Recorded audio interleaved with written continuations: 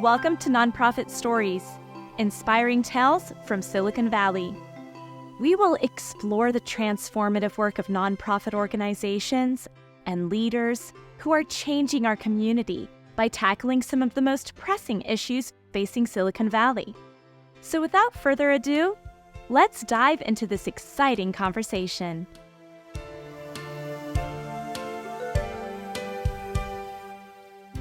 Today, we welcome Elizabeth Sweeney, the Executive Director of San Jose Dance Theatre of Silicon Valley. San Jose Dance Theatre promotes the positive impact of dance in Silicon Valley through accessible performances, excellent training, creative outreach, and collaboration across arts. America's Ballet Theatre Problem. Declining audience attendance. A 14% decline in the amount of seats sold. A 17% reduction in paid capacity, and an 8% drop in revenue per performance. Regional theaters closing. Last year, 20% of regional theaters had closed. This represents a loss of over 100 theaters. Competition. Ballet theaters face competition from other forms of entertainment, such as digital media, which divert attention and funding away from live performances. Before we dive into the conversation, let's learn a little about the organization's great work so far.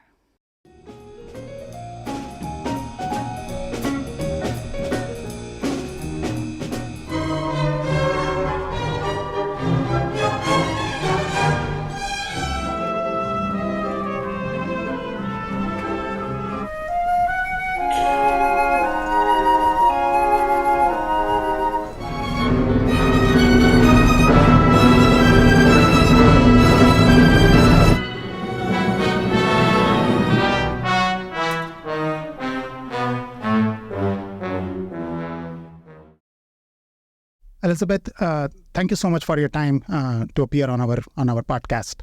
Can you share a brief history of your organization? Absolutely. San Jose Dance Theatre was founded in 1964 by Paul Curtis and Sean Stewart. It originally was just a dance academy in Los Gatos, and then they made the 501c3, which is San Jose Dance Theatre, a few years later. But it has existed as one of the best ballet training academies in the area since then. But we are best known for our annual production of the Nutcracker. Downtown San Jose, live orchestra. It's kind of a family tradition for everyone in San Jose has heard of San Jose Dance Theatre and their Nutcracker. I started taking dance classes at the age of 3 in Gilroy. And really just enjoyed it so much. And at the time, the best place for training in dance was San Jose Dance Theatre. And they held open auditions for the Nutcracker. So when I turned 8, I was able to audition for San Jose Dance Theatre's Nutcracker. They hold an open audition, so anyone in the community can audition, and we've maintained that legacy. So that was the first time I got to perform on stage at the Center for Performing Arts, which is a huge theater with a live orchestra, and it was really a professional production. So I was hooked at that point and just fell in love with the world of dance. And such a warm community. It really is a family community at San Jose Dance Theatre. From there, I actually went on to get a degree in dance from Long Beach and was invited back to be on the board of directors as an adult, and recently became the executive director for San Jose Dance Theatre. Can you explain what a Nutcracker is? Yeah, absolutely. The Nutcracker. Okay, a Nutcracker is literally just that. It's a little device that cracks nuts. Now, there's a story of the Nutcracker, which has become a ballet. It's a German story. The Nutcracker is a little doll. You put the nut in the mouth and it cracks the nut. Now, the story is this little girl is given the gift of a Nutcracker by her Uncle Drosselmeyer on Christmas. It's a Christmas story. and there's magic involved, and Uncle Drosselmeyer kind of casts a spell over her. So she has this wonderful adventure where her Nutcracker comes to life. Her and her Nutcracker go off to the land of sweets, and all of the sweets dance for them. And then she wakes up and it's like a big dream. It sounds a little crazy, the story, but it's become, quite frankly, a tradition in America. It originated in Russia, but was kind of revived in America. And because of the Christmas connection, it became almost the most commercial ballet ever. Every ballet company does Nutcracker. It's kind of the cash cow of the dance world because it's such an American Christmas tradition. So many people for generations bring their family to Nutcracker every year. It's just kind of like we put the tree up, we go to the Nutcracker. So for us, it's a big part of our year because it's a big income maker for us, but it's also the one performance that we do every single year that really makes special memories for not only our audience, but our dancers as well. You know, they start off, you know, being little tin soldiers that come to life. And then they're, you know, snowflakes or a snow queen or the sugar plum fairy eventually. And to be able to track that progress and be able to have that experience on the scale that we do it is really something special and something that the board, the organization will always do in Nutcracker. Would you like to share a heartwarming story? Any story which you think is closer to your heart? I do have one story of that I'd like to share about the founders really creating this family environment that we all just try to carry that legacy on. The president of our board grew up dancing under the directors, and he and some of the other alumni and former board members had a very special connection, and they've made a home for him where he felt welcomed. And was able to go on to professional dance career.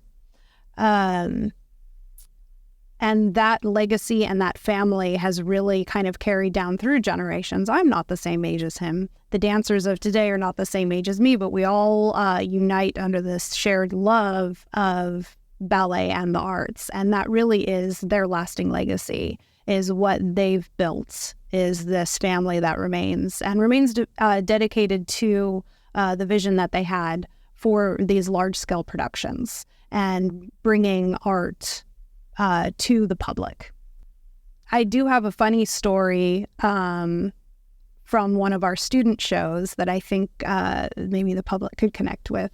So when we have these student shows, you know, it's now it's a shorter show, but we used to show the full-length Nutcracker, which is a 2-hour show. So that's a long time for kids to be sitting still in seats.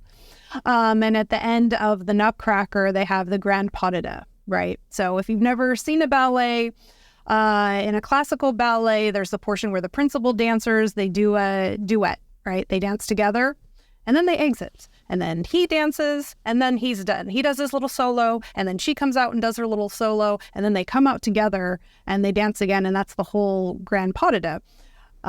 So they do their little dance, and then he goes, and then she goes, and the little boy in the audience that's sitting next to the chaperone sees them come out again, and he goes, "Oh, not again." It's very long. So we learned our lesson on that one, and we've condensed things to make it more enjoyable for children. So that's just a funny one. Worried about the dilemma of selling first or buying first? TradeMyHome.com, powered by Your Home Sold Guaranteed Realty, has the solution.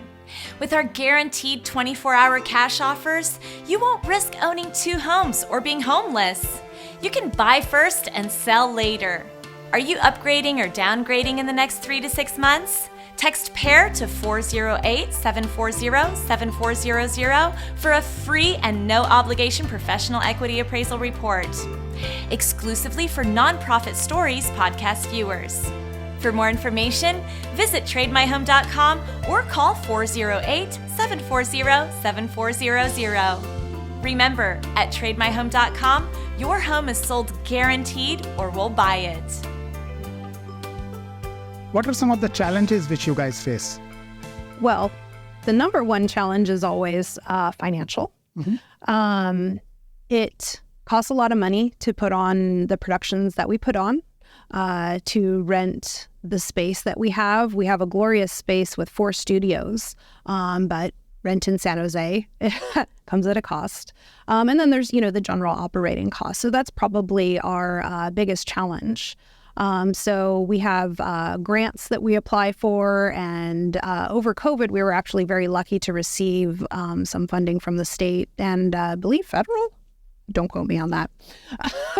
We received money from COVID relief, which definitely helped, because when COVID happened, we weren't even allowed to do our performances, which is one of our biggest sources of income.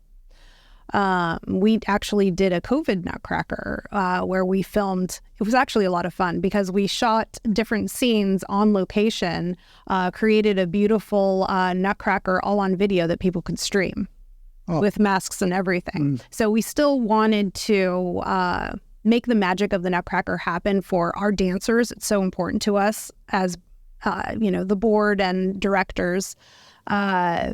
Even though we didn't make a lot of money on that, we still wanted to make that happen. So pivoting back into post-COVID years, now we're back. We're ready to put on shows, and we have 4 shows set for this season that I'm super excited for. We're taking on 3 brand new works on top of our annual Nutcracker. The other challenge would probably just be competition. Other dance schools in the area, everybody does a Nutcracker. We're no longer the only show in town.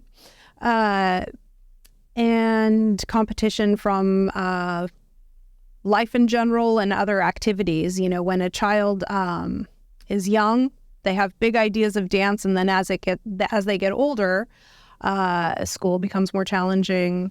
There's other commitments. So that would probably be the only other challenge. But yeah, finance is always the top of our minds. How do you collaborate and network to solve some of these challenges? So one collaboration that we're very proud of is our collaboration with the Cambrian Symphony. So when San Jose Dance Theatre relaunched our academy back in 2013, we partnered with a musician that we knew and asked them, hey, can you create an orchestra for this show that we're doing? And he did. And that ended up becoming the Cambrian Symphony. And we've partnered with them every year. But that initial conversation of, we have a show, we need an orchestra, can you produce one, became what is now the Cambrian Symphony. And we love that partnership and working with them. We also have smaller partnerships. In the past, we've worked with Opera San Jose, but we're always open to collaboration with other arts organizations, as long as it fits in with our ultimate mission statement. Something that in society has changed is arts aren't appreciated as much unless it's a Hollywood blockbuster film, right? You don't go to the opera as much. People don't go to theater as much. And a lot of that, I think, stems from, it coming out of schools. There's no longer funding for a lot of these programs that inspire children through, dance and music and art history, and they aren't learning any of this. So when they become adults, they don't know. They've been to a sporting event, but they've never been to a musical or a ballet. So through the education in our academy, these dancers are receiving not just, it's a supplement to what they're not receiving in schools, but they're also learning life skills that are going to carry with them throughout their life. Discipline, how to work as a team, appreciation for timeliness and, appearance. So even though we do have alumni that have gone on to professional careers and we're incredibly proud of them, a lot of our alumni are, lawyers and executives. And I have to believe that their success, a lot of it stems from the discipline that they learned in the dance class. What is your vision for the organization in next 3 to 5 years? To continue to make ballet and art accessible. And one way that we've done that is try to pick productions that people recognize the names of. This year, we're doing a Dracula in October, and I'm super excited for that. And then in the spring, we're doing The Great Gatsby and The Little Mermaid. So these are stories that everyone knows, and that everyone can relate to. And hey, why don't I see a ballet of that? Wouldn't that be cool? Some of the challenges with ballet in particular, beyond the Nutcracker and Swan Lake, you've probably not heard of some of these. La Bayadera, no one's heard. Les Sylphides, what is that? Why would I buy a ticket to a show I don't understand? So that's on the production side. On the other side, the thing that we're trying to improve the most is our own outreach. How do we get to more schools to teach them about the arts? How do we reach out to more diverse communities? We have a diversity scholarship because we're trying to get more diverse children into our academy. But beyond that, how do we go out and meet the people? So we have a plan in place, but executing that and, tweaking it is going to be an ongoing challenge. But that's very close to our hearts. San Jose Dance Theatre in 2020, on top of COVID hitting, we also took a big risk and launched a professional dance company. The city of San Jose very much encouraged us to do this because there was a professional dance company that folded and there was room. So yes, we jumped at the opportunity, and we do have a professional dance company, which allows us to do more performances. We do 2 shows a year with the professional dancers and the academy dancers, which is really awesome because it gives these young dancers the opportunity to see their idols and dance on the same stage with them, really. But with the professional company, we are able to take on some more diverse and more mature content as well. Like I mentioned, we're doing Dracula in the fall, which we wouldn't do with young children. On the stage due to some of the themes of the original novel.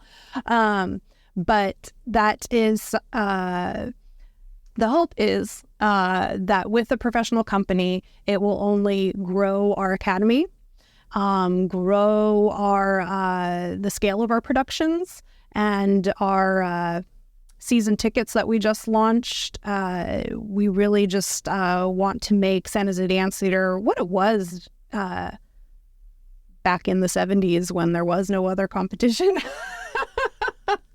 and inspire future generations through dance in that capacity. What advice will you like to give to other nonprofit organizations and other social entrepreneurs? Make yourselves accessible, either through social media or going out and seeing the people, grassroots events. If people don't know who you are or how to find you, that's probably the number one challenge. What separates your organization from the others? Brand awareness is one, but really making sure that your mission is clear and bringing it to the people. For other arts organizations, I think it's always good to remember why we do what we do. Art is what inspires us. It's timeless. When I'm gone and you're gone, the art is what remains. And that is our legacy that we are leaving for future generations. So try to remember why we do what we do, because it's very easy to get bogged down in the numbers at the end of the day. That's true. That's true. Thank you, Elizabeth, today for coming to our show. Absolutely. Thank you for having me. Thank you so much. It's time for our trivia question to win prizes. This section is hosted by our AI host, Kay. Hi, this is Kay from TradeMyHome.com, powered by Your Home Sold Guaranteed Realty. Your home sold guaranteed, or we'll buy it. Here is our NPS trivia question. Which nonprofit organization has the mission to end hunger and poverty by pioneering sustainable, grassroots, women-centered strategies? And your options are Oxfam America, The Hunger Project, or Food for the Poor. Winners will get a $25 Amazon gift card and recognition in our next episode. Submit your entry on our website, trademyhome.com/NPS, or by scanning the QR code on the screen. Only the top 3 correct entries will win. Thank you for listening to the podcast and acknowledging the impactful work of nonprofits in Silicon Valley. Please subscribe and share this episode with a friend. Thank you to our sponsor, trademyhome.com, for their community commitment and for making this podcast possible. Until next time, remember to support local nonprofits.